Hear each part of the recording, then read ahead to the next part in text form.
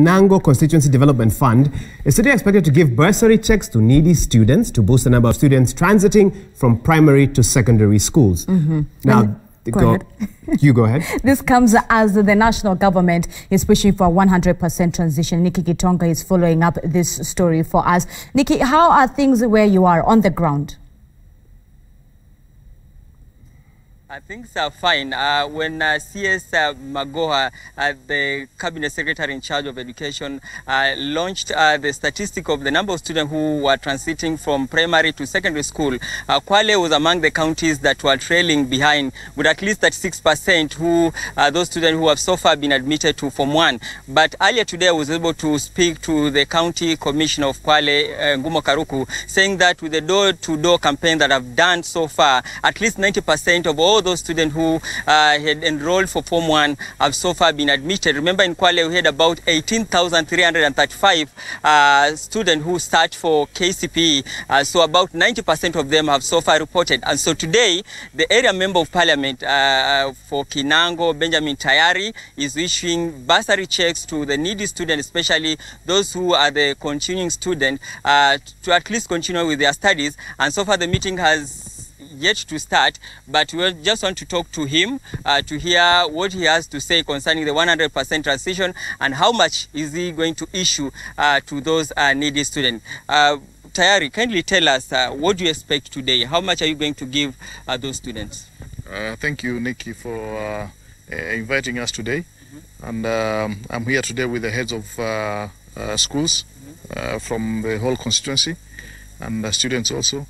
We are here today to issue bursary around 10.7 million to needy students who have really been affected, because Kinango is one of the constituencies which is, we can say marginalized, but with very, very needy students. And the 100% transition has also really affected us in regard to the infrastructure and other issues. But we are trying to make sure that the money which we've received, we had allocated in total of 35 million for bursary this financial year, but we've only received around 20 million, which is including also for other issues. So we are currently issuing 10.7 million, and then when we receive the next tranche, we'll issue the remaining balance, which we're supposed to issue this. How many students are they going to benefit, or how many schools so far will benefit from the checks that you're going to issue today? Today we are issuing checks to a total number of 25 schools, 25 secondary schools, specifically from Kinango constituency, because because of the 100% transition, most students go to the local schools here. So we want all our constituents to make sure that they can be able to access education, and that's why we are doing it so fast, so that these students can have a good time to learn. How many students? Okay, so per how much the student will receive? We are giving a minimum of 8,000 Kenya shillings to the needy students, and then we'll see the variation, how it goes. If we have more students who have not been got more money when the money comes, we'll see also if we can add more money to the students. But currently we are issuing a minimum of 8,000 Kenya shillings. Is the money enough to cater for all the needy students in the constituency? It's not enough. It's not enough. It's very little, but we are trying to accommodate everyone, so that at least each and every person who has applied for bursary gets some amount which can sustain them.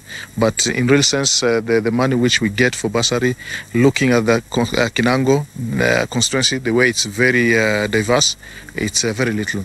The amount which we'll really need for the whole constituency, which will be good for everybody, it's around 45 million. But having only 35 million, it's not enough. But we are trying our best. And up to now, we are doing good, because there is transparency in the issuance of bursaries. That is why all the head teachers are here today, to make sure that everybody knows how much money has been given and what they're getting, so that we don't have all these issues that money is stolen, money is not well utilized. So here in Kinango, there is transparency. Everybody knows where the money goes, how it's utilized, and that's the way forward. What are you doing to ensure that those students who have received bursary from the constituency do not get from the county? Because we know county also issue bursary to students, so that those students cannot receive double bursaries. Nikki, you know, as I told you, most parents in Kinango are poor. This is the reality. and they cannot afford to take their students to school. And the best thing which we can do to our students is just take them to school, and then in the future they can come and help the poor parents. So the county government through Governor Mvurya is doing a very good job, I have to say. I think it's one of the best counties in the whole country which is giving good bursaries. So the students who are going to national schools, they get 100% bursaries, and then the ones who go to the county schools, they also get bursaries. But this is just a top-up of what the county is giving, so that we can make sure that all the students get enough money to go to school.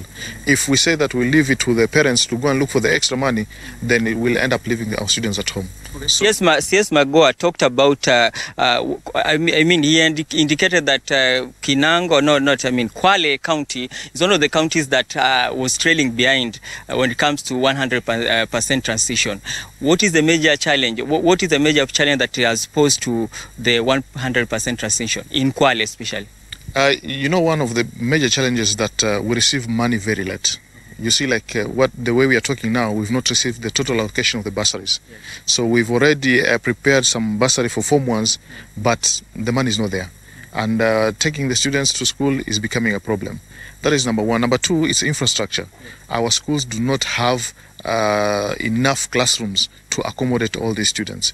And this is the reality. You can force the students to go to school, but if you don't have enough classrooms or dormitories, where will you take them to? So we are pushing them. We are trying hard to make sure everybody goes to school. But all in all, even if Magoha says that we need to take all our students to school, he should also look for money to give to these secondary schools, so that they can have a good and proper infrastructure. The teachers can be paid well. Even the way we are talking, some schools here, secondary schools, they only have six teachers.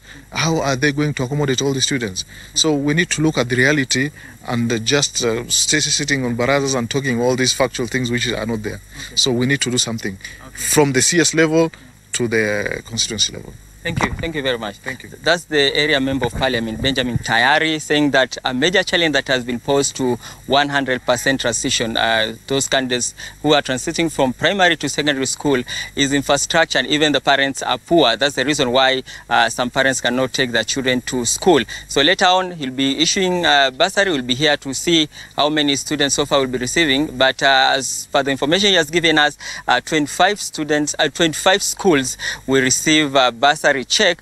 At least each student will receive 8,000 to support their or to further their studies. That's all I have for now. Back to the studio. All right.